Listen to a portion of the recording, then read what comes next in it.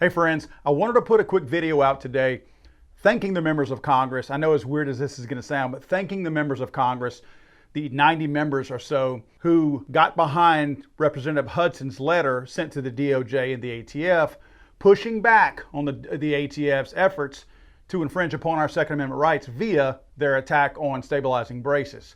Again, I don't thank Congress very often, and I don't have the reason to very often. The reason why people get in Congress, what drives them? Power drives them. What drives that need for power? Their egos. Sometimes we can take what drives them and use that to our advantage. Clearly their egos. Let's stroke their egos a little bit. They pretty much suck at everything that they do, so their compliments are very far and few between, at least from the voting public, that's for sure.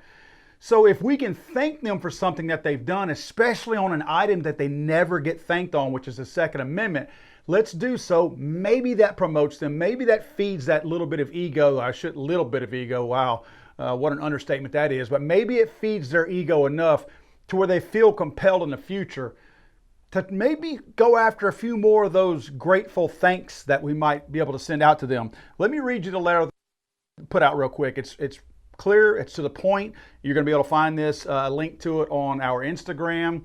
I'll put it in the description for the video on YouTube, and I'll put it on Facebook. But let me read the letter real quick.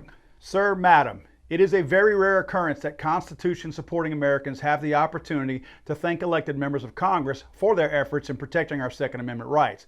This is one of those rare occurrences, and I wanted to make sure I took the opportunity to thank you for your efforts in standing up to the unconstitutional and overreaching bureaucracy known as the BATFE in your December 22nd, 2020 letter to the DOJ and BATFE.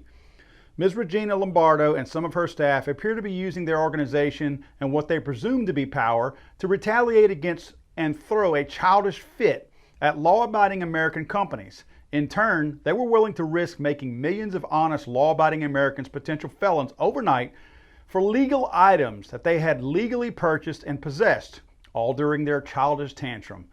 Knowing that millions of law-abiding gun owners in America are willing to mobilize to thwart unconstitutional efforts by any organization, we hope that you and other members of Congress will see value in your oath to protect the United States Constitution. I bid you the sincerest of thank yous. Respectfully, American voter. As you can see, it's a little bit tongue-in-cheek, it's a little bit of sarcasm, but it is overall a thank you for their efforts.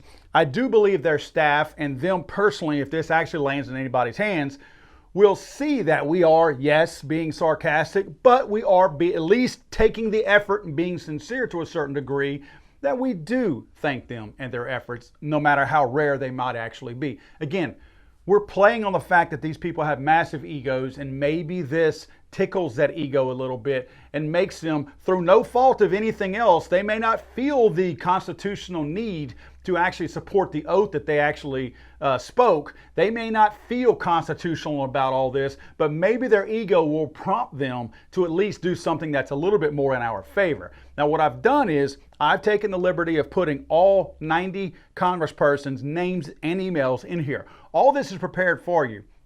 If you click on the link and go to it and put send this thing as a thank you, sign the petition, I guess, if you will, and as you click it and submit it, it will send an email out to every single person on that list, which includes Donald Trump at this point.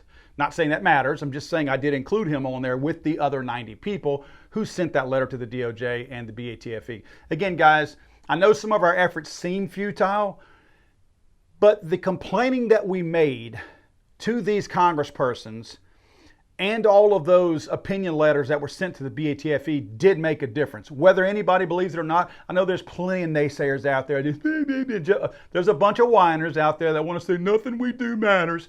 That's fine. Sit it out. But there's plenty of us out there that realize that enough of us in the numbers that we actually have can move that needle a little bit. And I do feel like the noise that we made to these congresspersons made a difference. And you know what? Let's thank them for it.